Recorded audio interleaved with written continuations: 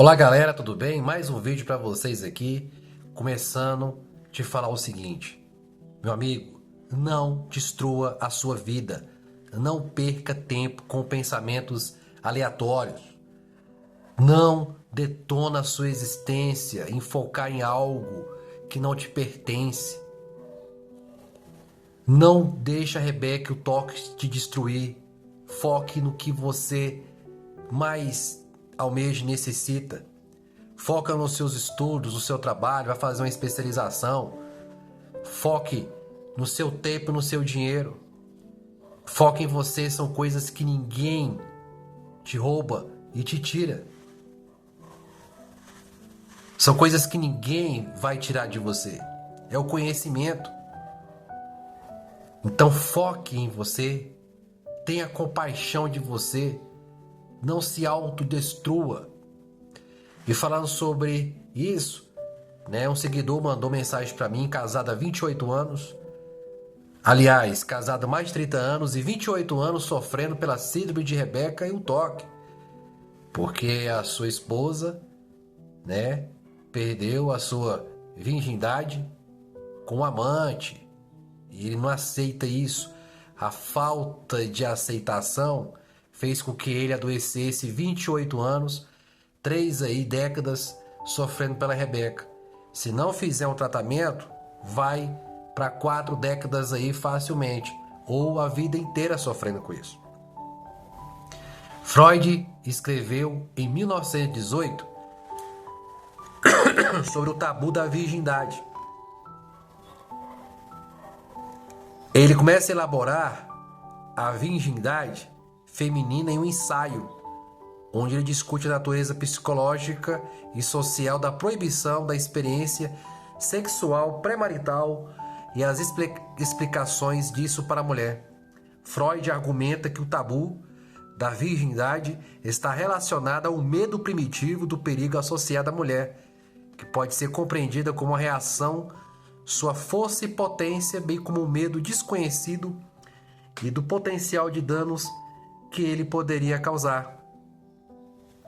O tabu da virgindade, Freud explora como a virgindade é vista como estado de pureza, ao mesmo tempo como algo a ser guardado e protegido. Essa visão é influenciada por crenças e tabus culturais que associam a virgindade a uma forma de poder feminino que pode ser ameaçadora. E aí fala sobre isso nesses ensaios, sobre o tabu da virgem, né? Que a mulher perde isso para o homem e é visto como algo de posse, algo exclusivo. E o homem casa com ela, sabendo disso, e ele não se sente exclusivo na vida da mulher. Ele tem um bom emprego, é um bom pai, mas aí, na mente dele, trazida pelas crenças do superego, ele não é o bom o suficiente, não se sinta exclusivo na vida dela, porque o melhor dela, ela deu por qualquer passante, por um pé de chinelo. Não bastasse ainda, ela perdeu o ímã dela com um homem casado, que detona toda a crença, toda a moral, toda a ética. E os homens modernos até aceitam a mulher não ser mais virgem. Acredita aí em um número padrão, num número aceitável de 2, 3, 4.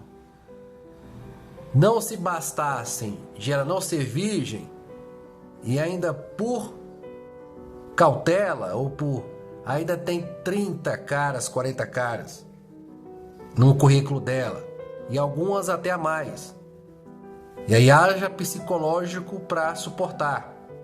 Então vemos numa classe onde a mulher virgem era vista como algo, né, sagrado.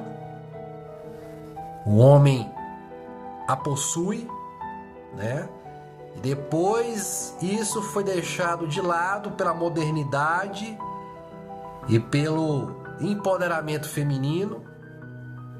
E aí, de regra, o homem começou a aceitar uma quantidade aceitável, de 5, de 3, de 4. E de repente ele se depara com as mentiras que a mulher ultrapassa o número de 10, 20, 30, 40. Vem o adoecimento. Algo inaceitável. E aí, se alguém tem histeria obsessiva, tem tendência a ter toque, ou tem toque, vai andar de braçada na piscina da síndrome de Rebeca, nos ciúmes retroativos. Vai virar uma obsessão, uma compulsão em cima disso. Medo de ser enganado, medo de ser traído. E vem a angústia, e ele acaba de entrar no ciclo vicioso do Rebeca. De querer perguntar e se sentir aliviado em busca de dopaminérgico. Quanto ele mais pergunta, mais ele quer saber devido ao alívio. E essas perguntas viram uma espécie de nicotina, porque causa dopamina e alívio na parte do córtex pré-frontal e destrava o núcleo caudado que é responsável pela Rebeca. Fica atrás do olho direito, em cima do olho direito, aqui nessa região, que parece uma azeitona. Ele que filtra os pensamentos. Quando passa uma imagem, uma informação de algo inaceitável, de crenças sociais que fere o ego, o núcleo caudado trava. E aí Freud continua. É importante notar que a visão de Freud sobre a sexualidade feminina tem sido bem no alvo da época, né? Portanto, o tabu da virgindade também tem um impacto social, como regras, normas que tentam controlar e restringir a experiência sexual da mulher, que pode resultar em uma percepção de que a mulher é um objeto de desejo, ao mesmo tempo uma fonte de risco ou perigo. Aí vem as reações psíquicas. A primeira experiência sexual ativa da mulher, segundo Freud, pode ativar impulsos antigos que estão em oposição ao seu papel feminino, que pode levar às reações psíquicas, emocionais e complexas. E aí o medo de não ser valorizado, o medo de não ser único e exclusivo na vida da mulher. Então Freud fala justamente sobre isso, né? A questão da civilização, o tabu. E o homem sempre teve na mente que a noiva casa, tem a noite de núpcias, né? A mulher perde a questão de ser virgem ali, né? A questão do sangue, do sangramento, que dá uma reação de um amor profundo, aquela lua de mel, né? E o homem, depois que chega na vida da mulher, percebe que ela viveu tudo isso aí, que ela já viveu. Ele não se sente exclusivo, que o outro teve o melhor dela, que ela já viveu isso com outra pessoa. E aí vem a concorrência, vem a rivalidade, vem a revanche. E a mulher, o ciúme retroativo da mulher, já segue diferente do homem em certos pontos. Quando ela descobre que o homem da vida dela, o marido dela, se apaixonou com uma mulher de 3 filhos, uma mulher divorciada, que ele fez de tudo para amá-la, vem o caos social, vem o caos emocional da vida dela. Porque ela foi criada que o homem de valor não faz isso de hipótese alguma. Nem teve casos que a mulher perguntou, casada aí mais de 30 anos, né, perguntou lá atrás, sofrendo 30 anos pelo ciúme do passado do marido, por que ele fez isso? Ele disse, amor, esquece isso eu tinha 20 e poucos anos. Na época eu estava apaixonado por ela. E ela pegou essa palavra apaixonado, pronto. Ela não se sentiu mais merecedora e exclusiva, porque o homem dela, o macho dela, já se apaixonou por uma outra mulher que era do outro. E aí perde a questão da posse. Por isso que ciúmes retroativo não é questão de masculinidade, Tanto é que a síndrome de Rebeca é nome de mulher, né? Então, começa a vir as crises existenciais. E a mulher também descobre que o marido dela, o namorado dela, se apaixonou, amou uma mulher que teve um peito maior, um seios maior, né? Um emprego melhor, que era empoderada. E aí vem a raiva, o confronto, vem a questão da rivalidade, da revanche, de não aceitar essa situação. E aí, meu amigo, começa a vir as brigas e não aceitar. E aí que vem o toque. As questões sexuais, não aceitável, coisas que quebram a crença. E aí vem a necessidade de ter certeza. Quanto mais você pergunta, mais você quer saber. E aí quem tem tendência a ter obsessão histeria obsessiva, vai entrar com força. E a pessoa que tem toque e que tem Rebeca, ele quer controlar coisas que já foram, que não estão mais aqui. Situações, querem estar controlando, querem saber. E também quer controlar os pensamentos. São duas coisas que ninguém controla. Um você aceita, que é o passado, coisas que já foram. Amor fati, né? Tem que aceitar. E os pensamentos são coisas que você não controla. Quanto mais você controla os pensamentos, pior fica. Você não pode controlar o que surge na cabeça, né? Por isso que atiça as obsessões. É o que chamamos de pensamentos invasivos, né? Normalmente, quando a pessoa se esforça para não pensar em alguma coisa, essa pessoa é mais propensa a pensar nela. Se você continuar acreditando que é capaz de controlar seus pensamentos, você vai continuar pensando. Você vai atiçar essas obsessões. Então são duas coisas que quem tem toque e Rebeca erram.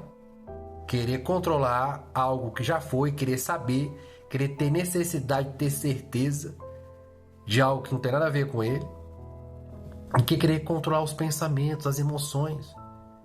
E vai se afogar no mar das obsessões.